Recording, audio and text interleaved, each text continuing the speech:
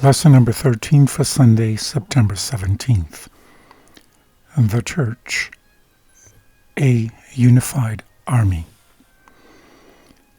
As you review again Ephesians 6:10-20, what is Paul saying about the kind of warfare the church is engaged in? Is Paul primarily depicting just an individual believer's spiritual battle against evil, or the church's corporate war against evil? Victory in Greek and Roman warfare was dependent on the cooperation of the soldiers in a military unit, and especially in their support for each other in the heat of battle. Individualism in battle was regarded as a characteristic of barbarian warriors, dooming them to defeat. There are important reasons to support the idea that Paul, in line with his usual military understanding, is primarily addressing the church's shared battle against evil in Ephesians 6:10-20. Number one, the passage is the climax of a letter that is all about the church. It would be strange for Paul to conclude his letter with a picture of a lone Christian warrior doing battle against the foes of darkness. Number two, at the end of the passage, Paul highlights Christian camaraderie in his call to prayer for all the saints. And number three, most significant of all, earlier in the letter, when Paul discusses the powers of evil, he places them over against the church, not the individual believer. Ephesians 3:10 says, so that through the church the manifold wisdom of God might now be made known to the rulers and authorities in the heavenly places. Thus, Ephesians 6:10-20 does not portray a solitary lone warrior confronting evil. Instead, Paul, as a general, addresses the church as an army. He calls us to take up our full armor and, as a unified army, vigorously and unitedly press the battle.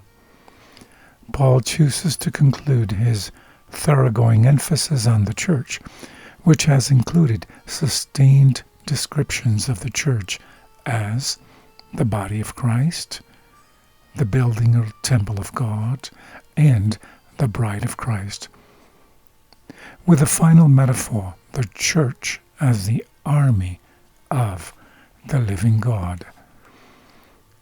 Since we are approaching the evil day, the final stages of the long-running battle against evil, it is no time to be fuzzy about our commitment to God or our loyalty to one another as fellow soldiers of Christ.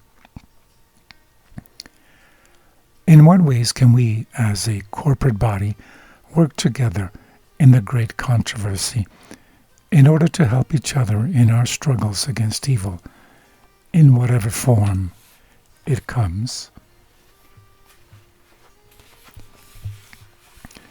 From Testimonies for the Church, Volume 5, page 394, it says, the Church of Christ may be fitly compared to an army. The life of every soldier is one of toil, hardship, and danger. On every hand are vigilant foes, led on by the princes of the powers of darkness, who never slumbers and never deserts his post. Whenever a Christian is off his guard, this powerful adversary makes a sudden and violent attack. Unless the members of the church are active and vigilant, they will be overcome by his devices. Testimonies for the Church, Volume 5, page 394 and 5, says, "There is earnest work to be done by us individually if we would fight the good fight of faith. For eternal interests are at stake. We must put on the whole armor of righteousness. We must resist the devil, and we have the sure promise that he will be put to flight." Let's remember that it is the individual member who comprises the collective body of the church. So each individual member must fight the battle, and thereby, in spirit, joins with the rest of the other believers as a unified church to conquer. From Signs of the Times, Volume 2, page 74, it says, "We can overcome fully, entirely. Jesus died to make a way of escape for us, that by prevailing prayer, by his grace, we might overcome every temptation, every subtle snare of the adversary, and at last sit down with him in his kingdom. To him that overcometh will I grant to sit with me in my throne, even as I also overcame." This is from Review and Herald, Volume 1, 363. We can overcome, yes, fully, entirely.